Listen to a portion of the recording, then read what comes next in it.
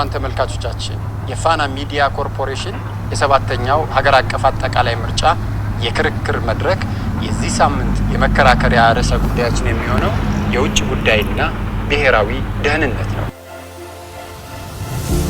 ጉዳይ ላይ አምስት የፖለቲካ ፓርቲዎች በዚህ ቦታ ላይ ለእናንተ ለኩራት የሚናወያል ህዝብና መራጮች ፖሊሲ አማራጮቻቸውን ያቀርባሉ። አምስት የፖለቲካ ፓርቲዎች አማራጮቻቸውን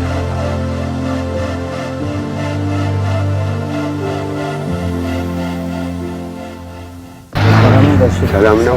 እንዴት ነህ? አለን። ደህና ነህ ወይ? ሁሉ ሰላም እግዚአብሔር ይመስገን። አሁን በስልክ የፖለቲካ ፓርቲ ክርክር እየሰማው ነበርና ለምን አልጠይቃቸውም ብዬ ነው ጎራ ያልኩት። ወይ ልጅ ደስ ይለኛል። ና እሺ ናይኔ ልጅ እንዴት ነህ? ሁሉ ሰላም። 18 ዓመት ሞልቶሃል ማለት ነው። አሁን 18 ዓመት የምርጫ ካርድ አውጥተሃል? አዎ። አይ በርትተሃል ማለት ነው። ለምን ከኔ አልነሳለህም? እንዴት መሰለህ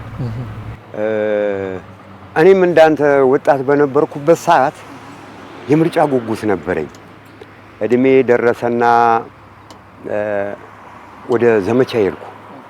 የመምረጡን እድል ሳያጋጥመኝ ቀረ። ከዛ እንግዲህ አመልጦኛል፣ እንግዲህ ምን አደርጋለሁ እያልኩ ስቆጭ ነበረ የነበርኩት። ኃይለሥላሴም ጊዜ ነበር፣ አልደረስኩም። በደርግ ደረስኩ። የመምረጥ እድሉ አልገጠመኝም። 97 ላይ የመምረጥ እድሉ ገጠመኝ። የሚገርም ነበረ። ካርድ አውጥተን ጓደኞቼ ምንም ቤተሰቦቼ ምንም አልቀረንም። ካርድ አውጥተን እኛ ያ የምርጫ ቀን ነበር ስንጠብቅ የነበረው እና ያ የምርጫ ቀን ደረሰ።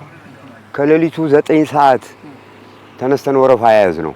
መጨረሻ ላይ ግን ያው ምርጫ ጊዜ ሲሆን ያው ሁሌ የሚወራ የሚታወስ ነገር ነው እና ምናልባት እናት አባት ታላላቆች ካሉ ሲያወሩ ሰምተህ እንደሆነ ጥሎት ያለፈው ጠባሳ ከባድ ነበረ።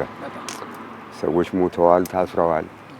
ያው አሁን ወደ ኋላ መመለስ አያስፈልግም። ምርጫ የአንድ ሀገር የወደፊት ዲሞክራሲ ማሳያ ነው እና እኔ ደግሞ እድሜ 18 ስለሆነ ትምህርት ቤት ነው ተማራችሁ? አዎ፣ በትምህርት ቤት በኩል ተምረን ነበር እና ምርጫውን ለመምረጥ በጣም ጓጉቼ ነበር እድሜ 18 ስለደረሰ። አሁን ካርዱን አውጥተህ በእጅ ይዘሃል። አሁን ቀኑን ነው የምትጠባበቀው። ግንቦት 24 አዎ፣ በጣም ራቀች። ስለዚህ ይኸውልህ አሁን 18 ዓመት ከሞላ በምርጫ መሳተፍ ማንም ሰው መብቱ ነው። 18 ዓመት ከሞላው ትክክል። እኔ ለምሳሌ አሁን ትልቅ ሰው ነኝ። አይ እኔ እንግዲህ እድሜ ገብቷል ምርጫ አልመርጥም ብዬ ለቤቴ ልቀመጥ አይደለም። እኔ ስመርጥ ላንተ ነው ማስተላልፈው። አንተ እንደኔ ስትሆን ደግሞ አንተ ለልጅ ነው የምታስተላልፈው። እሺ እንዴት ወሰድክ ካርዱ?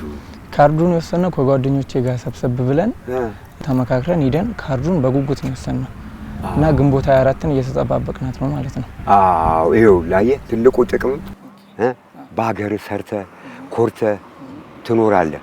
ፍትሃዊ ተጠቃሚነትም ታገኛለህ ማለት ነው። አንተም ነገ ተመራጭ ልትሆን ትችላለህ እኮ ጠንክረህ ከተማርክ አይደለም እንዴ? አዎ። አላስቸገርኩም አልጋሽ? አይ እንዴ ምን ታስቸግረኛለህ? እንዴ ምንም አላስቸገርከኝ። እሺ ጋሽ አመሰግናለሁ። ሰላም ወይ? እሺ